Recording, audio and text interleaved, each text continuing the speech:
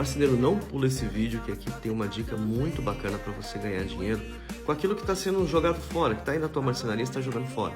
Pedaço de MDF, às vezes pedaço de madeira maciça que você não está usando.